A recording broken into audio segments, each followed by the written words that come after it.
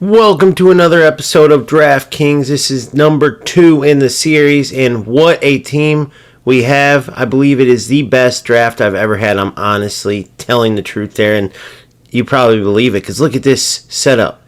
Only one player I had to play out of position. I couldn't get a right winger, but you see Dudek there, who in game 1 came through clutch, the Premier League link, so you can't go wrong there. Only 86 rated, so there's better keepers, but he does well. This Cafu is excellent. The Team of the Year icon, obviously, he's going to be excellent. Best right back in the game, and you could tell, you see all the attributes there, every defensive attribute, and he can get up the line too and do damage with crosses as well. So fantastic player. You got a Rojo here, fantastic center back. He's doing well even without any speed boost, right? And in this meta, that's it's not a good thing, but he's so good that it doesn't matter. And same with this man, no speed boost, but it's almost a cheat code to give him any boost. Easily the best defender in the game. You see pluses on every defensive role. Doesn't have the anticipate plus that I normally want in my center backs, but it's Van Dijk. It's his Team of the Year. Come on now. The best center back in the game by far, and the best left back in the game. Even his gold card is still incredible. And you got his track stars card here. Fantastic defensively, fantastic getting up the line. I mean, he can literally run all the way up to the line, attack, and then come all the way back, catch up to anybody. And he's phenomenal. He is literally amazing. If I could go get his gold card, I don't care what chemistry he's on. And that is his gold card that I would take. So imagine this track stars card. Rodri doing excellent as well. You got his Centurions card there, which I actually used on a loan and wasn't too impressed, but within this team, he's doing fantastic. Not a little bit more stiff on the ball, but excellent distribution, great defensively. And Tchouaméni, same thing. Fantastic as a number 6. They're doing damage right there. A lot of interceptions, getting their long legs out there, getting in a lot of tackles and just shoving attackers off the ball. So a fantastic duo. Both of them excellent players. And then we get into the attack and we get even juicier. First off, you have Kaká. It's his Ultimate Succession icon card. I strongly recommend this in this cam roll, and particularly in this 4-2-1-3, which I'm using and many people are using. It's a very strong formation, if not the strongest in the current meta, and Kaká runs the cam spot right there with Shadow Striker. Even though it's not plus, he does very good. This particular Kaká card is very agile, has the speed with him, great passing, great shooting, all around brilliant. And Florian Wirtz would be a very good cam in that same role Kaká's playing, but since he's not, and since I didn't have a right wing, even without the speed, you can just see how excellent he is. Great distribution, great dribbling. The shooting's a little bit lower, but it doesn't matter. He more than makes up for it. He typically would be in that cam role. And, of course, Pele, another player I would put in that cam shadow striker role. He's got the plus with it.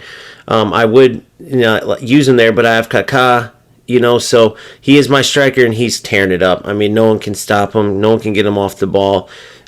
He's just got the regular Shadow Striker plus, not plus, but doing phenomenal. And then last but not least in the starting 11, Vinny Jr. on the left wing. It's his winter wild card. Finesse Shot Plus is absolutely tearing defenders up because they're giving him tons of space because on the dribble he's ridiculous. He's also got Trivela Plus. Too bad he can't have a right RW on there and play the advanced forward over there. But you see he's got the advanced forward plus both in the left mid and left wing. And then as a striker, inside forward plus is a left mid and left wing. As a striker, he's got the advanced forward plus.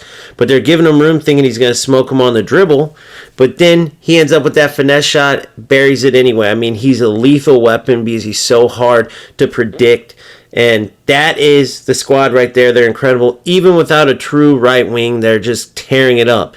So we're going to do a little bit of a different thing in this episode too. In case you haven't noticed yet, I went through all the players, right? Didn't go through, because you guys can go into Footbin and look up all of the play styles and stuff like that. Why read something that you can just go see? So instead, let's take a look at these players in action in the draft. So the first thing I noticed right off the bat is when you have these incredible players like this, there's just this extra level of smoothness on the ball and shooting and everything, right? Certain little situations where maybe a defender would make a tackle, they have that extra little shimmy. Certain situations with the speedster, like for instance, Vinny, like I have fast players, but it's almost like he has this extra little speed boost. I don't know what it is. Maybe it's just more of a mental thing, and I just don't notice it with the players because, as you know, I took a hiatus from the game. Maybe some of you don't know, but I took a hiatus when the game was going into a bad direction and came back. So my team's not exactly where it would be as far as the power curve goes. Now, we're still doing great, right? But you absolutely notice it. Now, it's no secret to me. I've noticed it when I face the OP teams, not just this year, not just post-patch, but any time. But actually using them in this draft, it's just something I wanted to note, that there's just an extra little something with some of these top players in the game. So you see some of the goals getting down there. You see the defense there, Van Dijk. He literally feels like an automatic defender, even when you're controlling him. You see there another tackle. He's literally like a wall.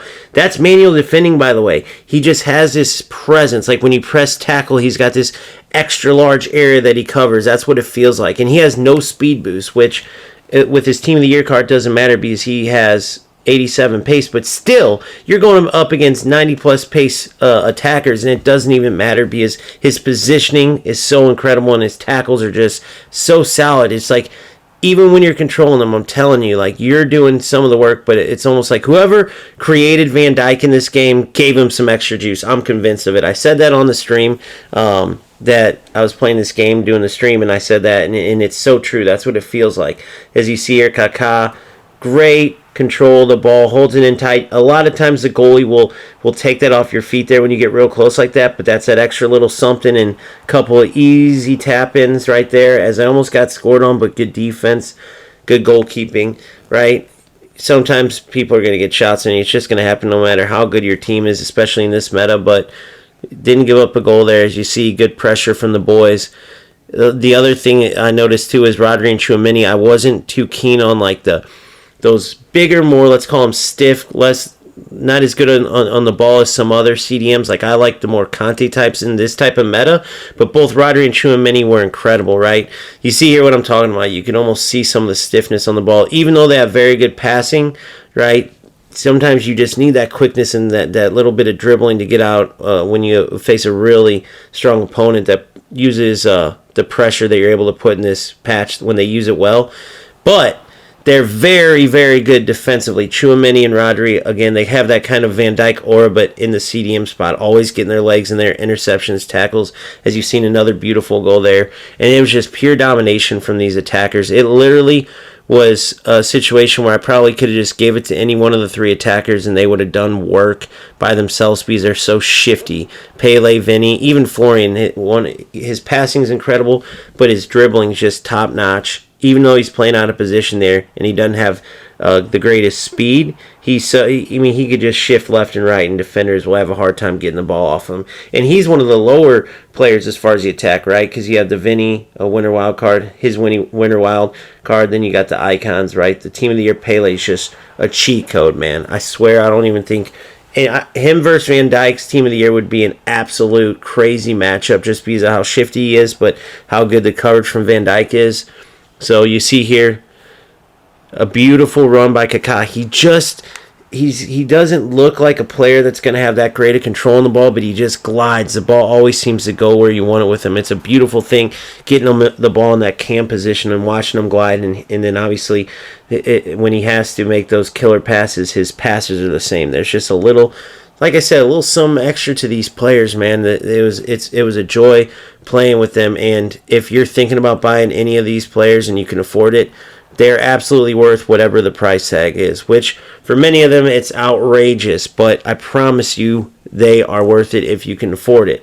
Obviously you want a good supporting cast around them because this entire team's incredible. You see that goal there from freaking Rivaldo, and we couldn't do nothing about it, but that gives you a good little indication. Rivaldo on his left foot, finesse out wide, of course, right, from the opponent there. So if you're thinking about getting Rivaldo, there's a good little endorsement for him.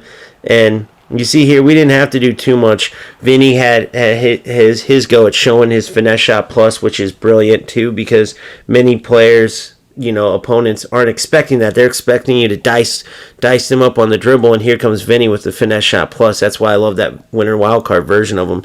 But many of our goals, we were just tiki-taka, moving it in and out, and I mean, they couldn't do nothing about it.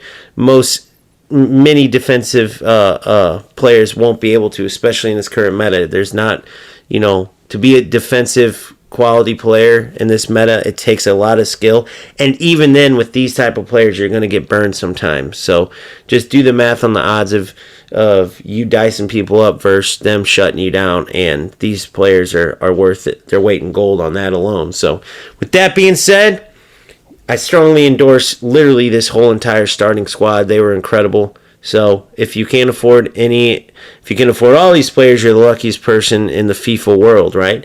But even if you can afford any one of them, kudos to you, right? They're all great players. Outside of maybe Dudek's, obviously affordable. The next closest to that, probably that Florian Wirtz, right?